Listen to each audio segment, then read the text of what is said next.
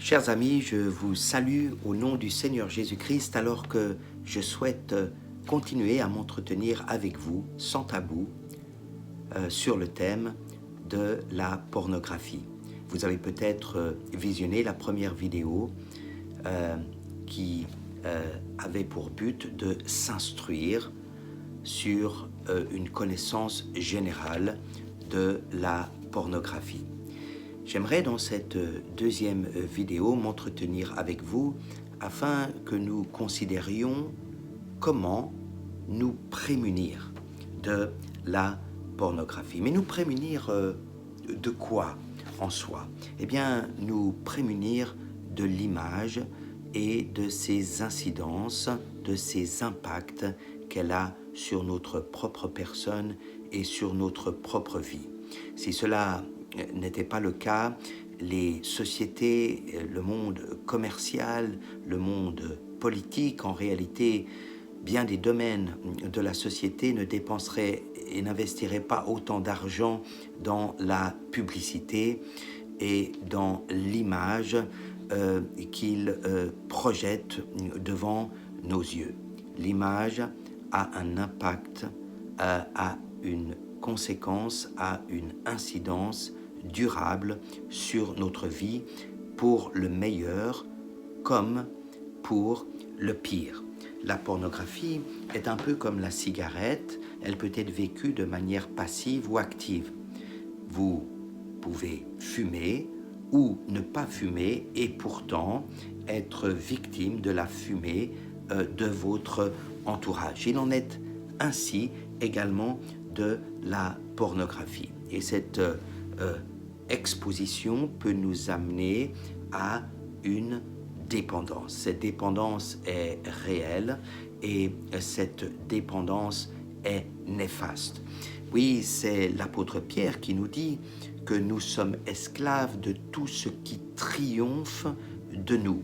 Or, il n'est pas de la volonté de Dieu que sa création, particulièrement vous, moi, nous soyons esclaves. Non, nous sommes appelés à être des hommes et des femmes libres. Nous sommes appelés à être des fils et des filles de Dieu, non pas des esclaves de quoi que ce soit dans ce monde. Il a banni l'esclavage pour nous donner la liberté, pour nous donner la dignité, pour restaurer la gloire de Dieu dans notre vie. Or, cette dépendance de la pornographie dans notre vie est non seulement néfaste, mais destructrice. Cette dépendance va nous amener à visionner des vidéos pornographiques de plus en plus longtemps, de plus en plus souvent, des vidéos de plus en plus salaces et de plus en plus violentes, de sorte qu'il s'agira d'un dopant destructeur dans notre vie. Avant d'en être victime, avant de guérir, il vaut mieux prévenir, il vaut mieux se prémunir. Et voilà quelques actions concrètes que vous et moi pouvons mener dans notre vie pour nous prémunir de cette déferlante de la pornographie et de ce fléau destructeur de l'individu, du couple, de la femme, de l'homme, de la famille, de la société tout entière. Nous voulons nous prémunir de cette attaque. Voici quelques considérations que je vous suggère sérieusement de poursuivre. Premièrement, la promotion de la morale. La morale dans le sens du bien qui nous mène vers le bonheur et du mal qui nous mène vers le malheur. Et qu'on le veuille ou qu'on ne le veuille pas, la morale est bel et bien existante. Dans une société qu'on a voulu amorale, eh bien, nous sommes devenus immoraux.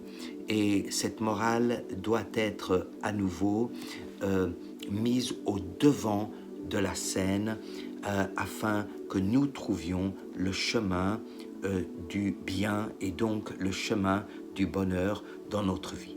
Deuxièmement, la promotion de la pureté. Oui, l'impureté et la pureté sont aussi des concepts bel et bien existants et il sera bon pour nous de trouver le chemin de la pureté et notamment quant à la sexualité, le chemin de la pudeur. Troisièmement, promouvoir la beauté. Oui, il y a une beauté absolue dans ce monde et vous et moi, nous sommes appelés à rechercher cette beauté. C'est vrai aussi dans le domaine de la sexualité. Et donc, nous ne devrions pas avoir peur de cette recherche de la beauté, ce qui est beau, ce qui est vertueux dans les relations sexuelles que Dieu nous a donné de jouir selon les règles et les lois qu'il nous a données. Quatrièmement, il est important que nous nous informions et que nous informions les autres afin que nous connaissions et que nous sachions et que nous ne vivions pas dans l'ignorance.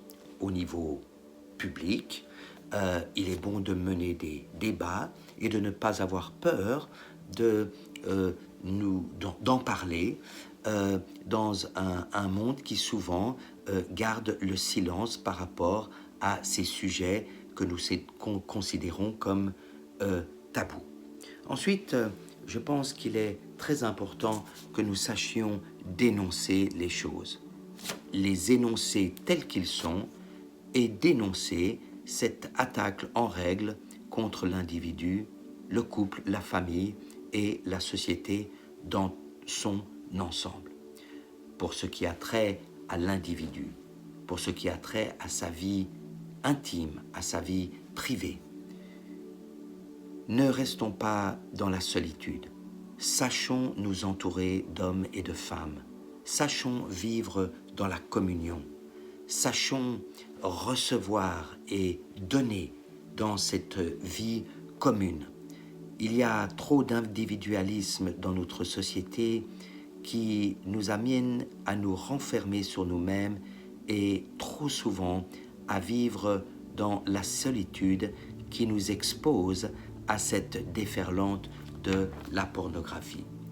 Enfin, une action que nous pouvons mener de manière très concrète, c'est notre rapport à la technologie, à son usage, notre rapport aux réseaux sociaux, notre rapport à toutes les possibilités que ces nouvelles technologies nous apportent, notre gestion de notre téléphone, la gestion de notre tablette, la gestion de notre ordinateur, et à nous d'en faire bon usage avec sagesse et avec discernement.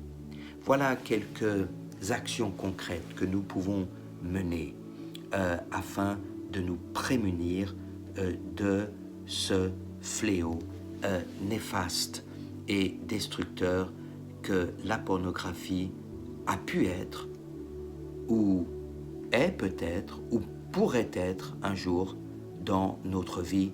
Ne pensons pas que nous en soyons totalement prémunis et sachons veiller sur nous-mêmes et sachons également veiller sur les autres. C'est avec ces quelques paroles que j'aimerais vous remettre entre les mains du Seigneur.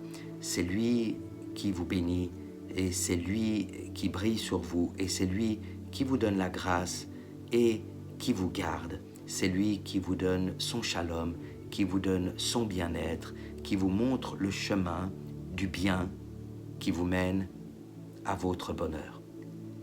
Que le Seigneur vous bénisse.